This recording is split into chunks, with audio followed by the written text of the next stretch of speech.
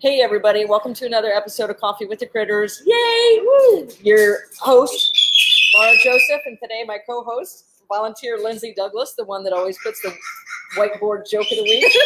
That is yours truly. Hi. So there are notifications just went out that we went live. So now you'll start seeing people come in. So thank you. Usually we live stream Coffee with the Critters every Sunday night.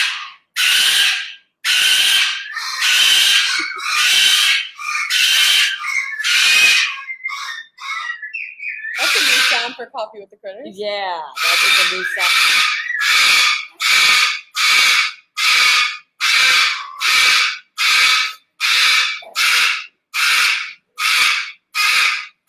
That was it. Good, relaxing. Put us on mute for a minute.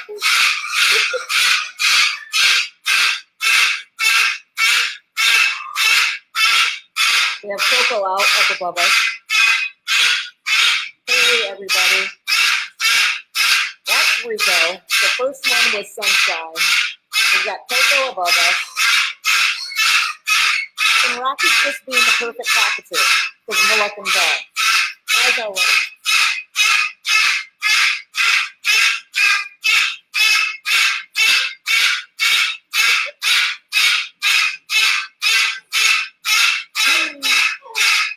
Yes, that's Rico, so you can see everybody's comments here. That's Rico, the co-host, yelling. We're going through an extinction burst. We're going to get through it. Oh, gosh. Rocky, nice job. What are you talking about?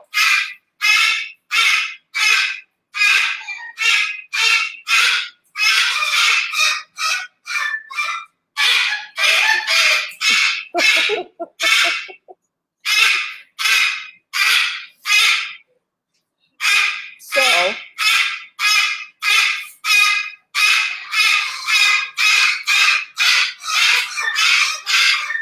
yeah, that's a long extinction burst. Yeah. So it's my first time back in a week. Last Coffee with the Critters was driving into Kanab, Utah from Mount Zion. Nice job, Rocky. Look at you. Rocky. So,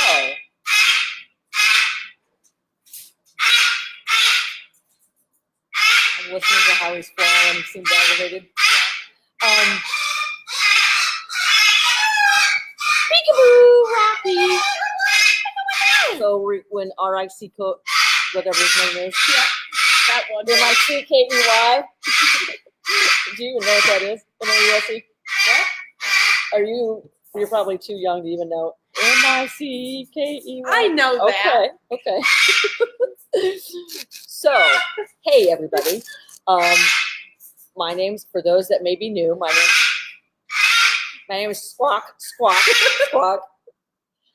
Why didn't I get into botany? Yeah. My life would have been so much more A lot quieter.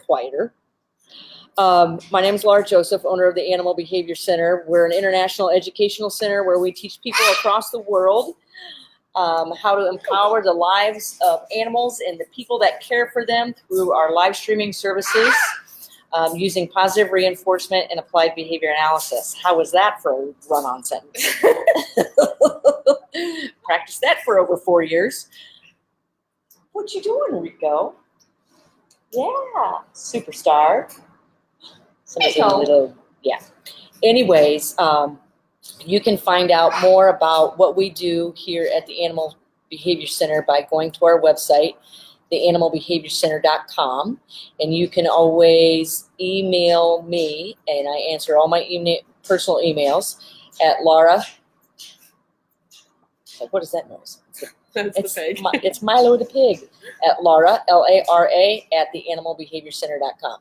So we have really no agenda for this very pretty rock for this episode of Coffee with the Critters, but we just thought, I was like, I needed to sleep in. Yes. I'm extremely exhausted. I need a couple more days of good nights, a couple more nights of a good night's sleep. Yeah, for sure. Just to settle that.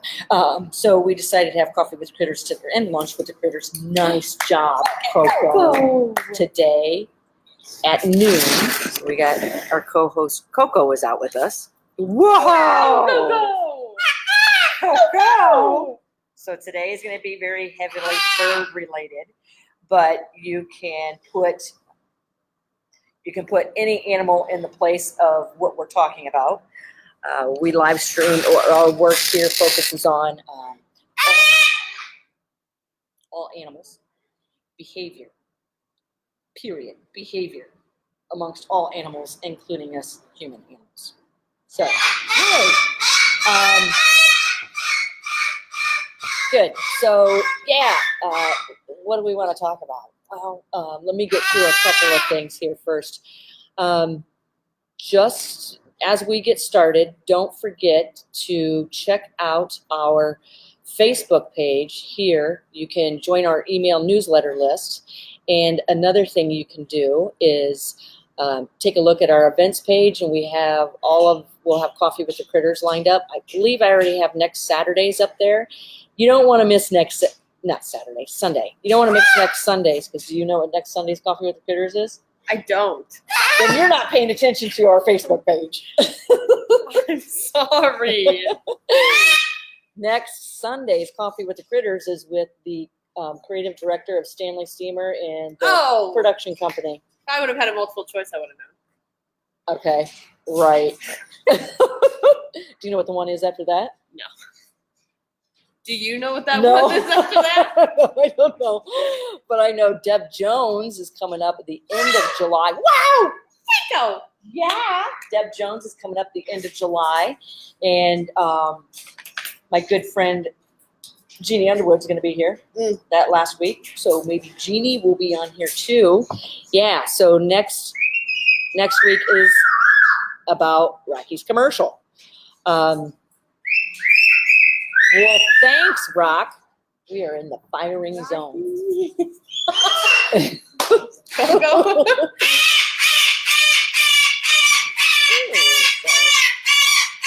Where's Sunshine? There's Sunshine. Yeah. I'm going to reinforce that. What was that, Sunshine? Ooh.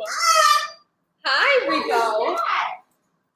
Just watching behavior here, because we get strong behavior to developing. Hi, Rico. Your naked little body. Yes. We're going to have to come with some nicknames for you. What do you think about that? Yeah? That sound good? Okay. Rico, what do you think?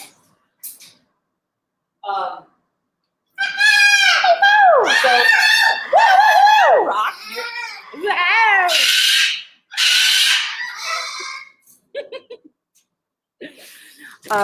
we have a lot happening here. And you always hear me say, if the animal can see, hear, smell, or feel us, they're training it, whether you're realizing it or not. So training is happening all around us. And Lindsay and I are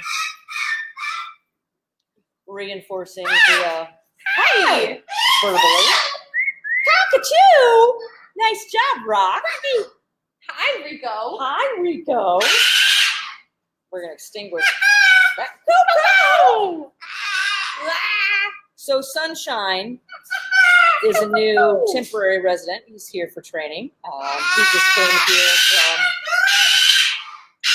Rock and roll. Best Friends Animal Society out in Kanab, Utah. And that's kind of some of the things we're going to talk about today. So it's loud here because we've upset the apple cart yesterday at 1:30 in the afternoon. Yeah. And driving here, I was just like, man, my life was somewhat so easy before I finished that transportation yesterday. So, I don't know if you guys have noticed, but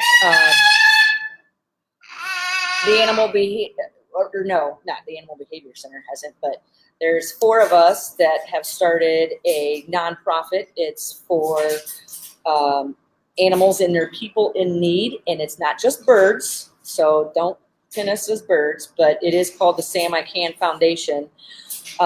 We started it in honor of Sam. Myself as the president, Therese Coppola as the vice president. Very pretty. Karen Pratt as the treasurer, and Dina Drenner as the secretary. So the four of us got together, started a nonprofit, and you can find out more about that at the website, which is samicanfoundation.org.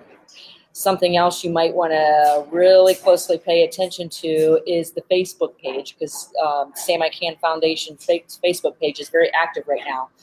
But this isn't just about birds. The reason Sam had passed away, and a group of us thought about doing something in his honor to help educate people and their animals in need, and we do that through storytelling, which our first story just developed on the Sam I Can Foundation page really heavily within the last week.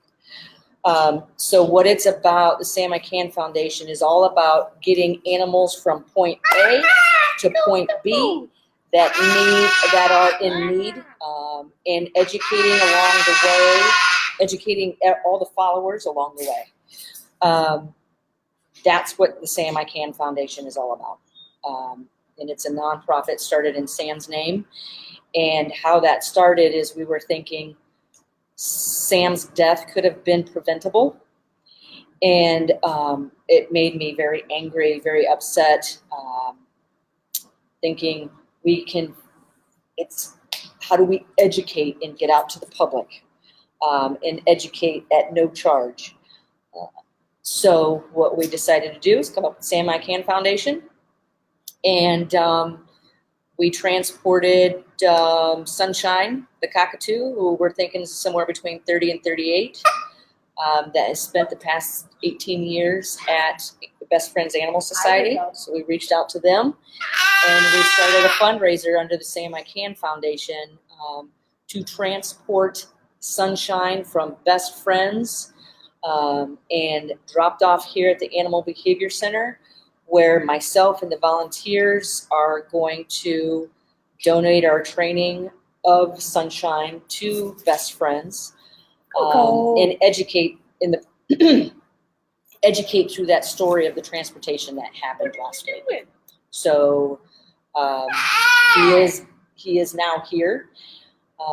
We've already started some of the live streaming of the training.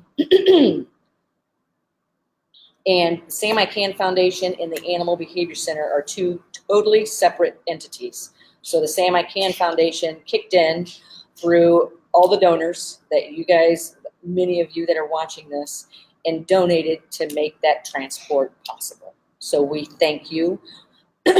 Sunshine arrived here yesterday at 1:30. Yeah. So now the Animal Behavior Center is kicking in and doing the training. And the Animal Behavior Center is live streaming a lot of that training in the Parrot Project to help parrot owners all over the world learn how to make the next steps, because Sunshine was, and understandably so, Sunshine was considered unadoptable, and because of his behaviors labeled as aggressive. So some of the things that Sunshine would do, and I learned about this a year ago, April, when the Pet Professional Guild hired me to go out there and speak, give a workshop. I had learned that he will bite flesh as soon as he sees it, and to never trust him. Pick him up with a towel. Don't let any flesh be seen. So I went out and I said, hey, can I work with him for a little bit? And what I saw was, is that quiet that I hear in a room full of 4 cockatoos and a blue-fronted Amazon and a pig and 2 people? Yeah, who can believe it? Hi, Rico. So what I saw was attention as a reinforcer. Reinforcer for screaming, as we just saw. Yeah. And we saw that in an extinction burst, even with yours truly here right behind us. An extinction burst is when a behavior happens and it gets really strong and it can get real intense in the form of sound, like abnormal repetitive behaviors very fast, because they have a history of working. So, Hi, Rico. Go, go, go! You've seen a couple extinction bursts happen here this morning, and I've heard two, and I've seen one. What it is, it's a behavior that has such a strong history of reinforcement of the animal knowing that this particular behavior has served a purpose for that animal sometime in the past, and it's not working right now. So when I identify extinction burst, and then I'm just like put a behavior modification plan in place, which we've already started. Right. And we've done that this morning in the Parrot Project. Yeah. And we did it here for you live on Coffee with the Critters. Yeah. So then what we do is we use differential reinforcement. Find another behavior that the animal already knows how to do, reinforce and deliver reinforcement for that one, while extinguishing the undesired.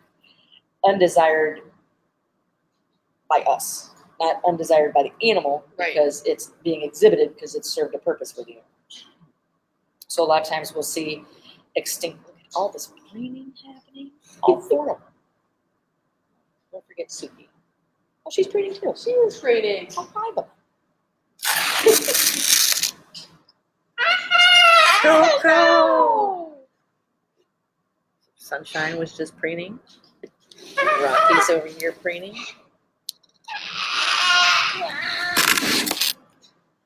Yeah. So I better stop moving that around because our internet's getting a little shaky because of it. So did you know that about extinction bursts? I did. Okay, good. Because you're studying applied behavior analysis. I am. That I learned, from you. Oh, the extinction burst? Yeah. Yeah. So tell us a little bit about what you're doing in school and stuff. Not much so far. That's good to hear. Well, it's still it's only my second year, so I'm not really taking a whole lot of actual ABA classes. I'm taking a lot of just clinical psychology classes. So a lot of the times it's just talked about how you're going to interact with your clients and different things like that, which I can take some of that and use it with animals. But a lot of it is just kind of not the same thing. But I am going to start taking master level classes. So those will be Applied, ABA. Yeah. Good. And I always tell people if they want to sorry, I got to get closer to you. Shut up. I tell people who want to get in the field of animal behavior, definitely go into applied behavior analysis. Right. I know there's some different schools that have programs specifically in applied animal behavior. Oh, really? I think one's in Michigan State. Mm. Right here, just to our north. Yeah. West. Right? Yeah. So you haven't yet dove into ABA? No, not yet. They've briefly mentioned it, but they haven't dove into it yet. Okay. So you're already getting a lot of application and training here Yeah. through what to expect. Right. And a lot of people in ABA that are just focusing on ABA in people don't understand that it's the laws of behavior, no matter what the species. Right. So I know I've spoke with Joel Vidovic a couple of times, talking about how people that focus in ABA tend to think it's only dealing with people with autism. Yeah. And it works really well because you don't want to use force to control behavior. Not that it doesn't work, but it has its consequences. Right. And you see that here. Go force Sunshine up and under your hand. Absolutely not. Go force Willie in her crate. Yeah. Yeah. That'll go well with Willie. Yeah. Willie's the turkey vulture here from Nature's Nursery for training. So yeah, what do you think would happen with, let's say, Quincy? The dogs aren't out here yet because we need to introduce them. We need to introduce Sunshine to them. Right. What do you think would happen to Quincy if you, Craig's not here anymore, forced her in the e-pen that used to be here? I think that would probably cause some aggression. Yeah? Yeah. Yeah. And then Eventually, in the long, if you keep doing it. yeah. So and then I'm not only pairing the crate with like me forcing her in there, but then I'm also pairing myself with that. So that my relationship with Quincy is not going to be the best. And then if an aggressive behavior does develop, then it could just be even just at the sight of me. Sure. And I keep pairing myself with that. Yep, yep. So you'd be knowingly or unknowingly beginning to cue those undesired behaviors by just walking towards the e-pen. Right. Yeah.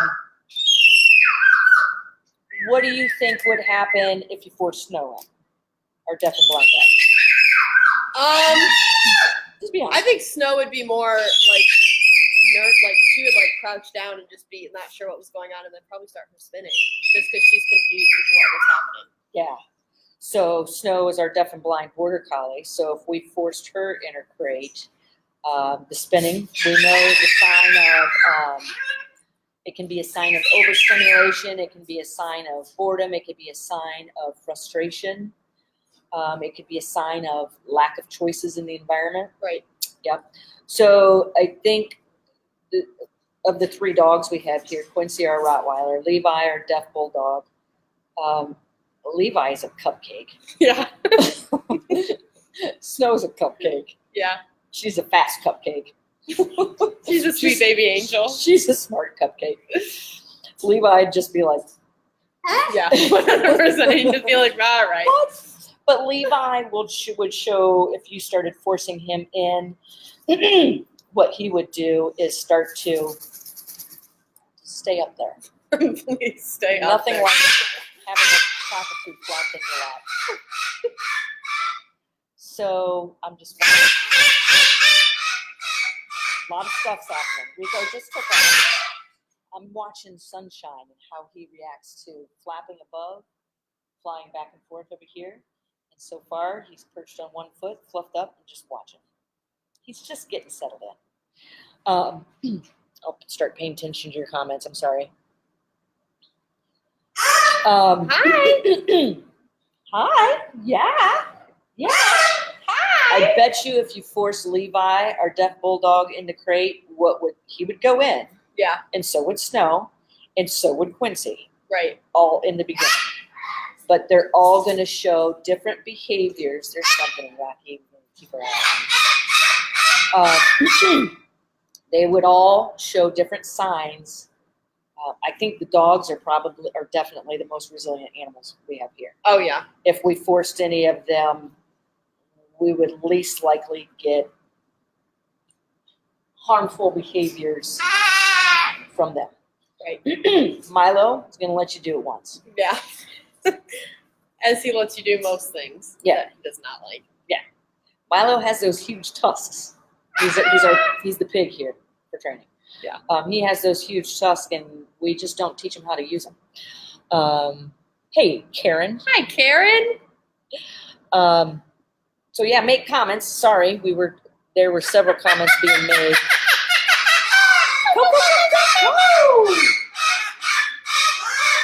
Hi, Rico. Hi, Rico. So it's not that force doesn't work. It does, but it doesn't work without its consequences. Right. One of the saddest things I see in using force to control behavior is when the animal just starts shutting down. Right. Have you seen that? I have not personally. Good. But I haven't had like a whole lot of experience with that. My experience is basically here and at Humane Ohio, but we're basically just like putting the dogs in the crates and stuff. So Yeah. When you start consistently forcing an animal to do certain things, taking choice and control out of their environments, one of the saddest things I see is where the animal just shuts down. It learns that no matter what it does, it has no control over its consequences. right. So it just sits there while you towel it, or it just goes along. You try to get it to do different things, and they stop. And then what's even more sad is when they generalize that shutting down behavior to other things in their environment. Then your animal stops reacting in its environment. Right. That's a sad, sad thing. That's something that brings me to tears. Actually. I'm shocked. Melinda says, less complicated. Hey, Anita, I haven't seen you on here in a while. Less complicated than parrots. Each animal is its own individual, but I would say in the companion consequence of that concerning behavior I was saying. In the companion animal community, that's hard for me to say. Each animal is its own individual. But when we're working with the companion animal community in the households, I see the dogs being more resilient than the parrots. Yeah. Parrots are going to start learning how to use that beak, use their wings. A common form of behavior modification in the companion parrot community is just clip his wings. And here, no matter what the animal, we choose to modify the behavior versus the body type. Right. It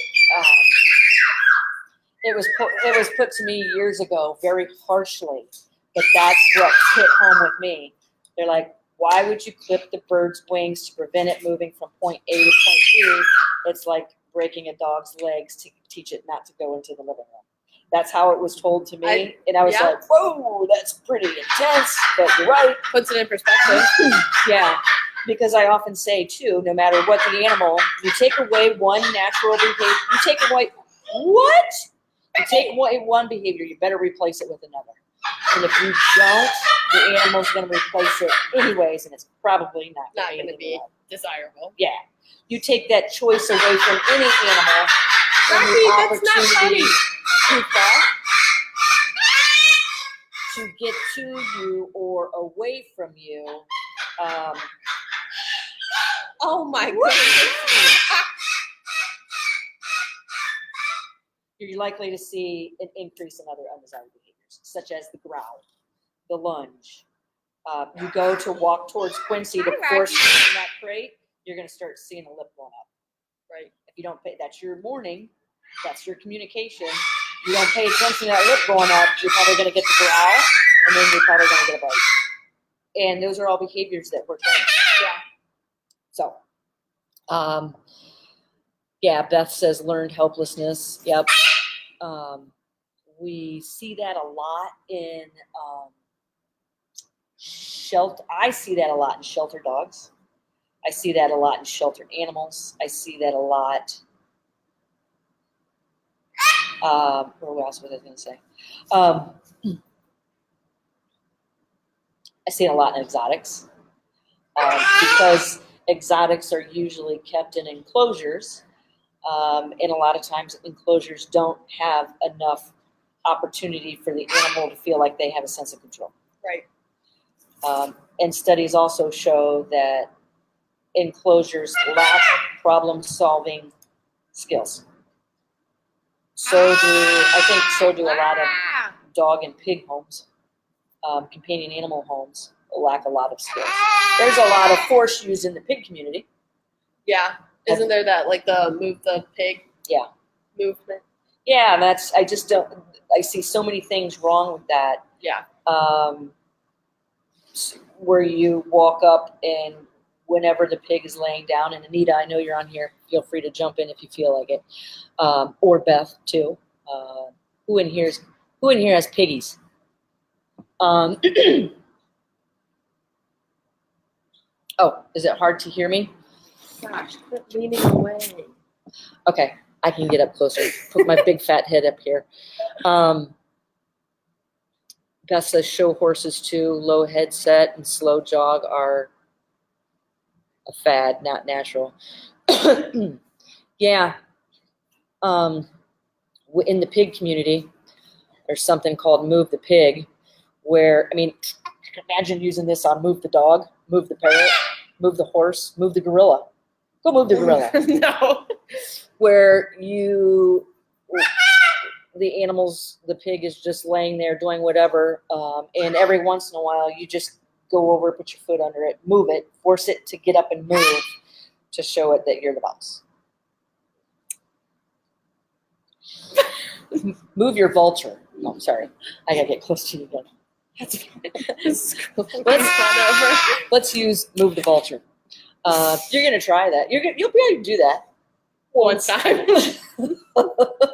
I don't think Willie would let you get away with it the first time either. Yeah. No. So, anyways, yeah. What we do here. What my concern with move the pig, as in move the parrot, move the gorilla, move the biting Rottweiler, whatever. Yeah. My concern is it doesn't teach contingencies. You instigator.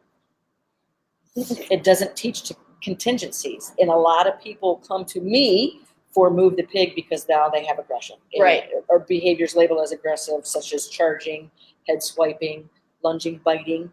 Like, why wouldn't it? It doesn't understand why the heck you're doing that. Yeah. So, go. And it's not that force doesn't work. It does. If it didn't work, people wouldn't continue to use it. Right. But we can do better than that. Right. Yeah. So, anyways, how about move the sunshine? Thank you, Rocky. Yeah. We call that amputation. Right, sunshine. Yeah, sunshine. Sunshine. So, yeah, not gonna get move the parrot here. Well, you can, but you're gonna have side effects. So we can do a lot better by just training them. So one of the things how we train, hang on, Quentin. So one of the things how we train, if we're working with an animal with a long bite history, what one thing would you suggest to get an animal to move from point A to point B? Target stick. Yes, target. Yep. Why the target stick? Versus your finger. Oh, because then you get some distance from the thing that they can use to bite you. Yep. And your fingers. Yeah. And with Sunshine, has a history of wanting to bite skin. Okay. Right. So the last thing I'm going to do, sorry, I'm going to get back up here. Last thing I'm going to do is stick my finger in there. Think of the devil. Sunshine's like, quit talking about me like I'm not here. Identify the reinforcer behind that. I think it might have been proximity. Nice job, Sunshine. Short-lived. We got a little behavior issue starting to develop between Sunshine and Coco. What do you think, Coco? Coco. Hi. So if proximity is the reinforcer behind the scream, proximity of Coco to Sunshine, let's get Coco to stay here. Right. Okay. Because Coco removed himself in the screaming sound. Tail flick. Target stick. Yes. So Sunshine has a history of wanting to bite flesh. I'm not going to ask him to target his beak to my finger. Right. I'm not going to ask him to target his foot to my finger either. So the target stick helps in building that distance. It can help in desensitizing, and we're working on this in the Parrot Project. Where we're also working on this in level 1 and level 2. Level 2, I'm working with a couple of bears. Level 1, we're working with all kinds of dogs and all kinds of animals. Hi, Coco. So, like you with the parrots, you want to use the target sticks. These bears are going to eventually be 400 pounds. I'm not going to ask them to target their nose to my finger. Right. So another thing about the target stick that I like, which we'll start incorporating with Sunshine here soon.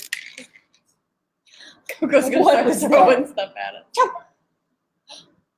What? Coco! What are you doing? I'm trying to throw the bee to get him. What? Oops, I missed. Stay down there. He's like, all right, I'll go get it. Okay. Outburst. Flap. Flap. Yeah. What are you doing? What? So another good thing with the target stick, like in level 2, we're training Micaiah, the pigtail macaque. Long history of lunging, biting. It's a primate. I don't want my fingers anywhere near his face. Right. So I use a really long target stick. So in case I made a mistake and I didn't read behavior accurately and he attacked or bit the target stick, I don't want him ever doing that. But then I was just like, oh, okay, I made a mistake. Don't do that again. And another thing is, what did that behavior look like right before he bit it? Right. Rocky! Hi, baby. Look at you. That is so pretty. Rocky. Rock. How are you? What do you think, So Rock? if I get like biting the target stick, that's a big mistake. I'm probably going to put the target stick down. If I didn't identify why the lunge or bite happened anyways, I'm going to put the target stick down until I can learn behavior better. Otherwise, I'm pairing that target stick with an aversive. And I'm actually poisoning the cue, which means punishing the very behavior I'm trying to train. So Kim Wendy's on here too. Hey, Kim. She's a horse trainer. Kim says, force works, but it doesn't build trust. Like that? Yeah. I can throw that up there? Yeah, that's so fancy. Fancy. Fancy. Okay, so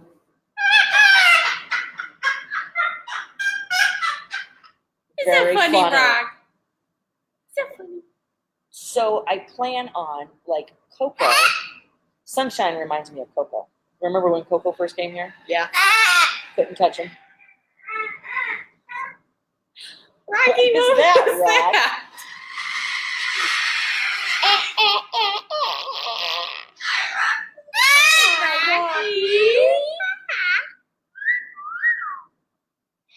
What, Sunshine? We also got to not forget to whistle to Sunshine. What are you doing, dork? What, Sunshine? Sunshine? Look at you. Well, he's doing that head thing. What is that, Sunshine? Oh, and then there's Rico being so handsome. He's like, don't forget about me. You're dishing out the attention. Rico. Don't forget to dish out the attention for desired behaviors. Many times people wait for the undesired behavior. That's when it comes to our attention. Hey, Tracy. Welcome. All right. So Quentin says ARB question, abnormal repetitive behavior question. Pooh. Who the heck is Pooh? Pooh does the same thing that was pointed out that Sunshine does when he's on the side of the cage and moves back and forth. But Pooh also talks and uses all his sounds and words he's conditioned to use. If I'm repeating the words back to him in conditioning the ARB, right? If you're repeating the words back to him and the behaviors, the ARB behaviors continue, you could be reinforcing them, but not, here's another thing, Quentin. Not all ARBs are bad, okay? Abnormal repetitive behaviors, and feel free to jump in here. Abnormal repetitive behaviors can develop out of lack of choice. I see something I want, but I can't get to it. I can't get to it because I'm in an E-pen or a flight or whatever. So you'll see them start to develop. He was just doing one because Coco can't fly. But right there you go. So some ARBs, abnormal repetitive behaviors, that's out of Coco wants us but can't get to us. I'm not going to stand up and deliver a reinforcer, so this is what I would do. And we just did this in the parrot project. We were just talking about. Good job. Go. And you can tell he understood the bridge because as soon as I said G-O-O-D, he stopped and looked at me. Yeah. Okay. I was going to pet him because I thought that might be a reinforcer, but we teach that when a bird looks up at your hand, that means no. So we need to reinforce this behavior. Go.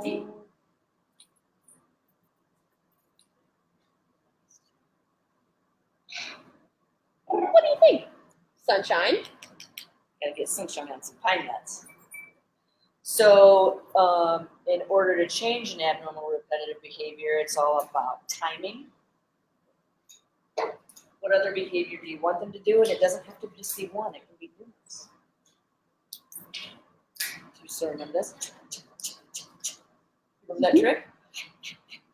You can do it. Go. There it is. Go. Nice job. Nice job. Nice job to you too. We go. So putting some abnormal repetitive behaviors could be out of being able to deal with mild, you have to use 2 fingers. Ways to deal with mild stress, such as me, if you give me a pen, and I talk about this in our podcast in level 1 and 2, I cannot stand to sit down. I cannot stand to talk on the phone. So when I'm talking on the phone, I'm usually pacing back and forth. I'll stand and pace.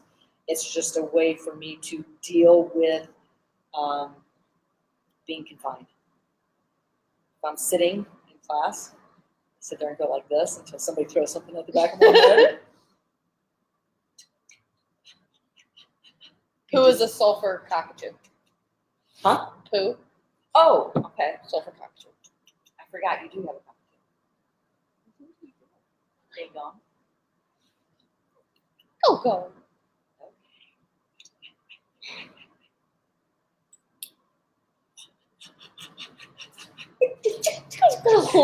Nice job. Go. Go. So attention is a big reinforcer for Coco.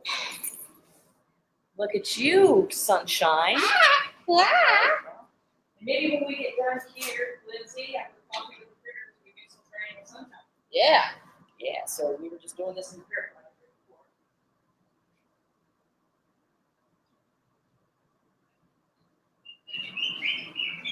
So in the parrot project, we're currently talking about identifying.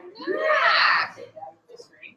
We're currently talking about identifying motivation, building lists of reinforcers. And we already started talking about why. It's been a long week. It's not coming to me. We're already talking about, differential reinforcement. Oh yeah. Differential reinforcement is like, displaced aggression, no, it's a D and an A. Differential reinforcement. Alternative behaviors and compatible behaviors to change behavior.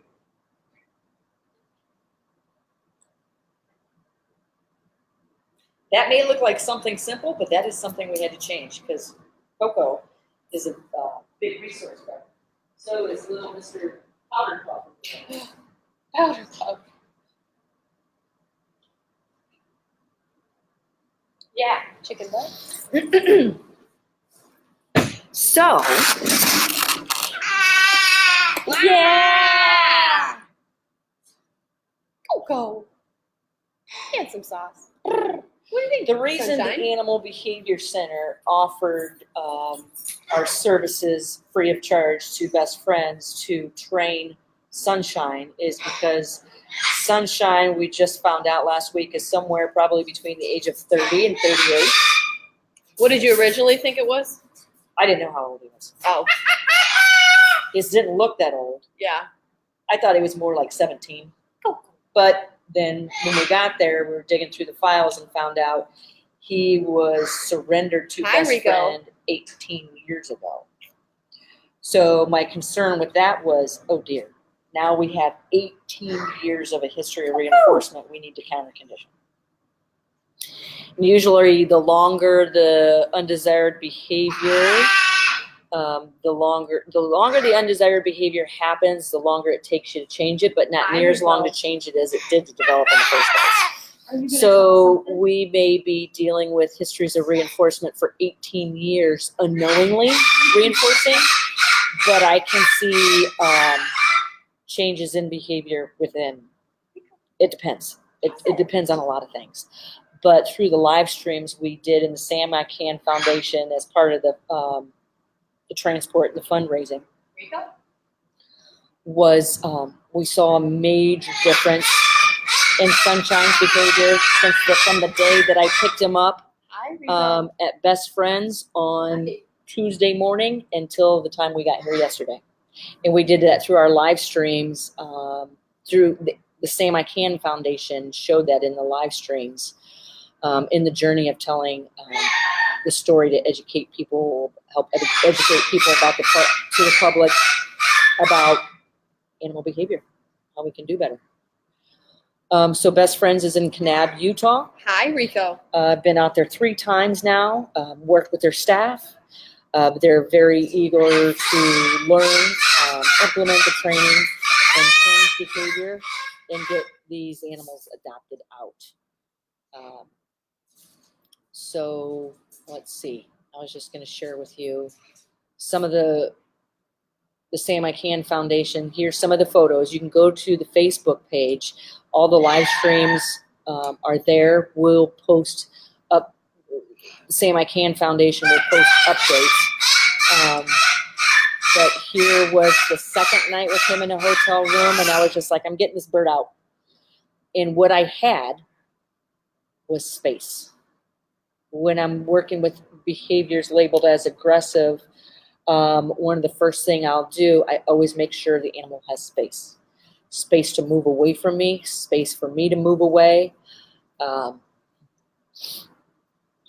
Because the last thing I want to do with an animal that shows behaviors of lunging, biting, growling, head swiping, anything like that, is trap them.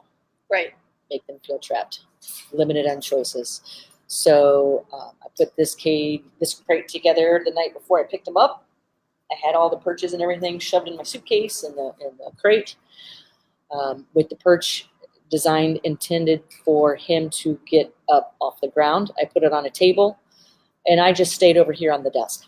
That's where I was, creating space. And this was the hotel room in the night that I started reinforcing. This was our second night. I think this was in Sterling, Colorado. Every time he'd do that, that's when I stood up and went over.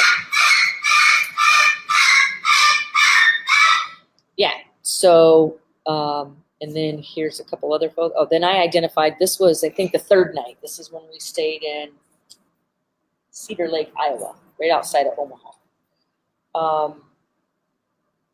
where I identified him being able to see himself was a reinforcer for the behavior of staying put, but for small periods of time. Right. So I just used that as one of my list of reinforcers. Are you excited to work with Sunshine? I am. I'm really excited to work with him. Yeah. We're going to start right after this. Oh, Sunshine. Oh, Sunshine. Get excited. Yep. He looks excited. Your life is getting ready to just blow up in experience. So, for people wanting to continue to watch the progress of Coco? Sunshine, I think Therese posted on here the link. We'll post the updates to the Same I Can Foundation. What else was I going to say? I don't remember. But we're seeing a relationship. So Sunshine has been here not even 24 hours yet. We're seeing some behavior issues starting to develop. Have you seen some? I think just from what I told you today about how every time I was interacting with another bird, he was making that same noise that he was making when he was wanting you to come over and interact with him. So I'm wondering if that'll end up causing jealousy and wanting attention. And if they're with another bird, then that could Fighting for attention. Yeah. So we'll have to keep that in mind, like Coco and Rico. Well, Coco's really attracted to Rico. So if you're in working with Coco and Rico isn't getting the attention, Rico will start a ruckus. Right. And then when he starts a ruckus, Then it punishes our behavior of working with Coco. Right. So what we need to do is don't forget to reinforce behaviors from him that we want to see increase. Right. I'm seeing it starting to happen, with Sunshine and Coco. This is a picture I took right before we started Coffee with the Critters of Coco. We were moving him from his cage, which is on the other side of Sunshine's. And as soon as we did, I mean, both crests went up. I don't know exactly what that means. That could be interested. That could be get away from me. Yeah. I'm pretty sure it looks like interested. But when we put Coco on the stand here, the screaming just skyrocketed. Yeah. So I was like, red flag. And I tell people, when you start working on a behavior modification, don't even let the behavior start to happen in the first place. Because each time it happens, the more it happens, the stronger it's getting. Yeah. So, yeah, we're going to be working with several different things. One of the things I said I want to do, I'm going to try to do today, is get in that enclosure. Right. Because the longer he's in there and not getting out, the harder it's going to be for me to get in there. So that's why volunteers are here from 10 to 2. Once everybody leaves at 2, guess who's coming out? Yeah. Yeah, so that way I don't know what he's going to do. I can protect myself. I can protect the other animals. I just don't want to put you guys in danger, so that's what I do from 10 to 6 or 2 to 6. Yeah. Yeah, you know what I mean. I got you. Yeah. Hey. Oh, God. That's what was happening. We got pony beads falling from the sky above us. That was happening yesterday, or the whole week this week in the car with Sunshine. He'd be chewing on a bead, and all of a sudden, bing, it'd go boom, right across my face. I'm like, whoa. I'm like, what the heck are you doing over there? I had a bunch of photos I wanted to upload, but half of them didn't upload. So, yeah. What else? Well, I'm excited to get him foraging for his food. Oh, yeah. Because he doesn't forage very strongly for his food right Really? now. Nope. That's like our prime focus. Yeah. Half the time is to get them to forage. Yeah. Why? You're like, damn it, don't ask me this stuff while we're live. So that way they're doing something besides any like self-destructive behaviors. It gives them something to do. And with Sunshine especially, since he has a history of plucking, it's better to give him something to chew on and to do instead of finding something else to do. Yeah. And the staff out at Best Friends told me that he started plucking shortly after he arrived there, and they said they don't know if it's out of boredom. Could be. So we're going to really start experimenting with his. It's one of the first things we do with any animal that comes in here. And we might have another animal coming in here, really, like within the next week. Yeah? Yeah, did I forget to tell you about that? You did forget to tell me. I think you're going to love it. You want to take a guess? No. Okay. Because I don't know I don't want to like, have you told me about it before? I don't know. You know what I think we should get back? No. Baby ostriches again. No. Those are my favorite. Yeah. Talk about being in the training room one day when somebody forgot to close the E-pen. Imagine 4 little ostriches having 12 hours to run around and poop on everything. Yeah, they were pretty gross. And when they poop, but I still loved them. I know. Well, you had your ostrich fix. I still have my ostrich fix. Well, where's my octopus? Well, that's a you thing that you need to figure out. Hi. Does anybody want to take a guess at what there's another animal coming in? Oh, Quentin wants you to tell one of your jokes. I save my jokes for the Monday whiteboard. Nice job, Rico. So anybody want to take it? Arasari. No. We already had an Arasari in here for training. What's an Arasari? Toucanette. Little toucan. Green Arasari. We had Axel, the little toucan, actually stayed in super stage, I believe. Oh. Uh-huh. Little toucan. We should get another one of those. You like to steam clean cages? No. They're called, I do not. you ever see in a blueberry, out of blueberry in a million places. And it sticks to everything. And it travels pretty far. not a bird. Quentin says a bear, not a bear. I'll give you Melanie, nice try. Melanie says blind Moluccan. No, another animal. Yes. It is black and white, and it's not a zebra.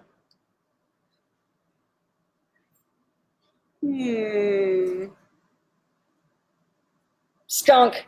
Julie. Oh! Julie knew because Julie's in level 2 and she knows it was coming. I asked you in level 2, which do you want to see trained? We have a skunk or a KV. Isn't it a baby? Yeah, skunk too. Baby. So the KV, I started harness training it. Oh my goodness, was that fun? We were zooming all over the place. So yeah, we're bringing in a baby skunk and we're going to start live streaming the training in level 2. Wow. So yeah, level 2 is for anybody. Our level 2 online membership program is for anybody interested in going into the field of animal behavior. We have people in there that are trainers, dog trainers, horse trainers, multi-level trainers, zoo trainers, or people that are really interested in just knowing more. Level 1 is for companion animals. Coco. Whether that's dogs, pigs, parrots. Then we have our projects, which are species specific. And we are going to be live streaming our work with Sunshine in the Parrot Project.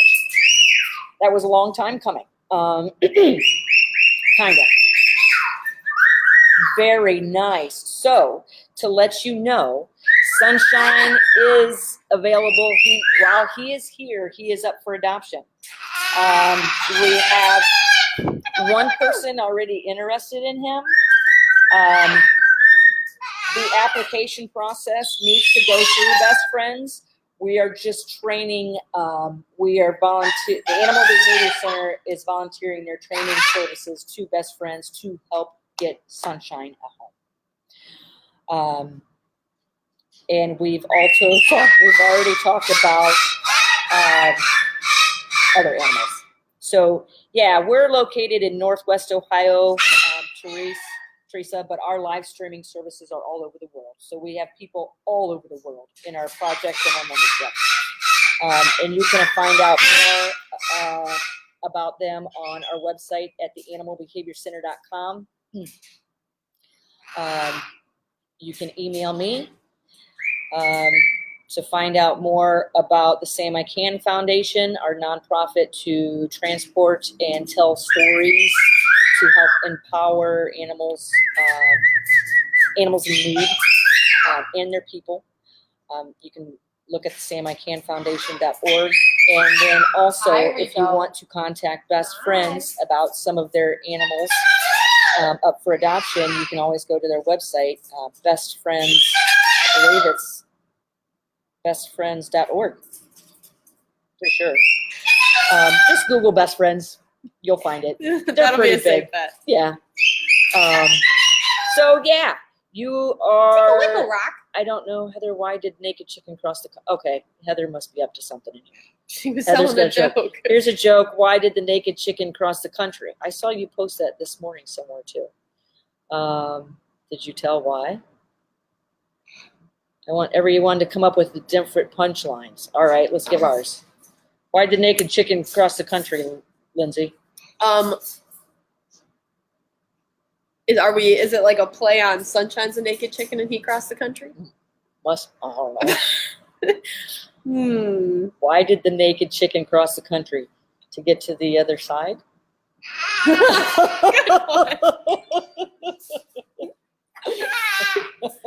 What? So yeah, making us work on a Sunday. Yeah, God forbid, it's my busiest day of the week.